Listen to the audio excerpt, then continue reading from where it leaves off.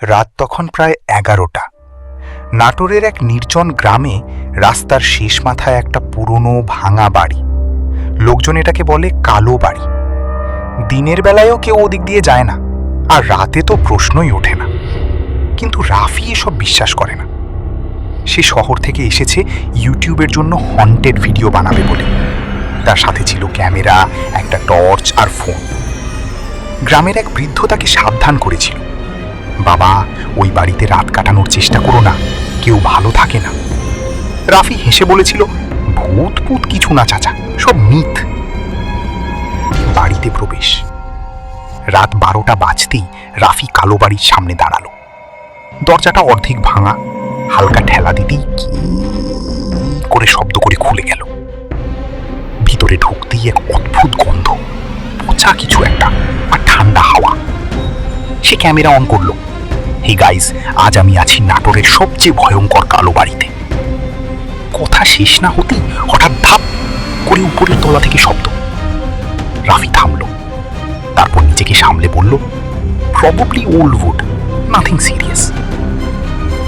প্রথম অদ্ভুত ঘটনা। সে টর্চ জ্বালিয়ে সিঁড়ি দিয়ে উপরে উঠতে লাগলো। হঠাৎ তার টর্চটা ফ্লিকার করতে শুরু করলো, একবার জ্বলে, একবার নিভে। আর ঠিক তখনই সে শুনল কেউ যেন ধীরে ধীরে ফিসফিস করে বলছে, ফিরে যাও। রাফি থেমে গেল, চারদিকে তাকালো, কেউ নেই।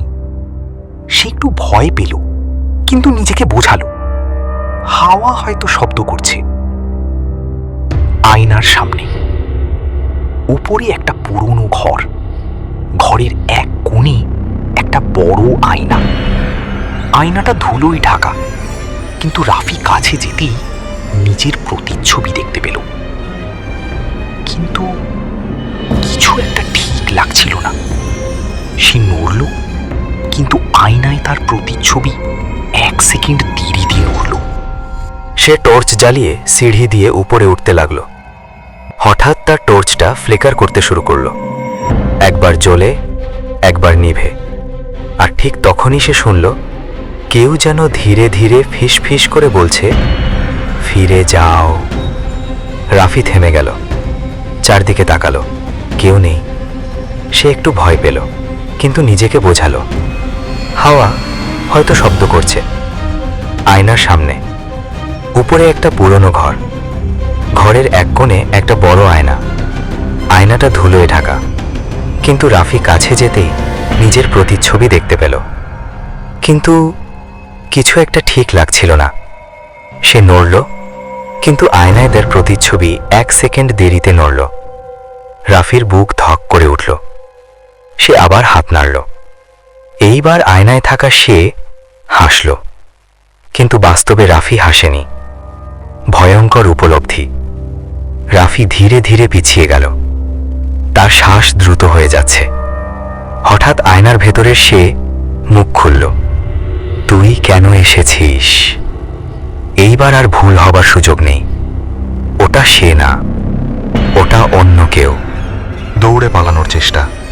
রাফি দৌড়ে নিচে নামতে লাগলো, কিন্তু সিঁড়ির মাঝখানে এসে সে থেমে গেল। কারণ নিচে যাওয়ার দরজা নেই, সেখানে এখন একটা দেয়াল। সে তো এই দরজা দিয়েই ঢুকেছিল। হঠাৎ পিছন থেকে শব্দ, ধীরে ধীরে পায়ের আওয়াজ। শেষ দেখা। রাফি ঘুরে দাঁড়ালো। সিঁড়ির উপরে দাঁড়িয়ে আছে একটা কালো ছায়া। মুখ দেখা যায় না, শুধু 2টা চোখ লাল জ্বলজ্বল করছে। ওটা ধীরে ধীরে নিচে নামছে। 1 ধাপ, 2 ধাপ, আর প্রতিটা ধাপে কাঠের শব্দ। ধাপ ধাপ ধাপ। ক্যামেরার শেষ রেকর্ড। রাফির ক্যামেরা তখনও চালু। ভিডিওতে দেখা যায় সে কাঁপতে কাঁপতে বলছে, প্লিজ, কে তুমি? হঠাৎ স্ক্রিনে ছায়াটা খুব কাছে চলে আসে।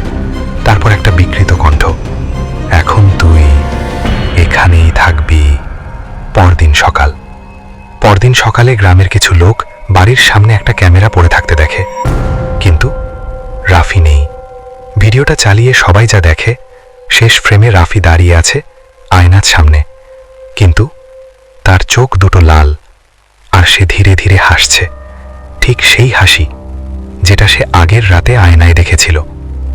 শেষ কথা, আজও গ্রামের মানুষ বলে, রাতে যদি কেউ কালো বাড়ির পাশ দিয়ে যায়, তাহলে ভেতর থেকে কারো কণ্ঠ শোনা যায়, আরেকজন আসছে। ধন্যবাদ প্রিয় সকল ভিউয়ার্স বন্ধুদের, যারা এত সময় আমাদের সাথে ছিলেন। যদি কারো বাস্তব জীবনের ঘটে যাওয়া ঘটনা থাকে, আমাদের মাধ্যমে সেটি শেয়ার করতে পারেন। ধন্যবাদ।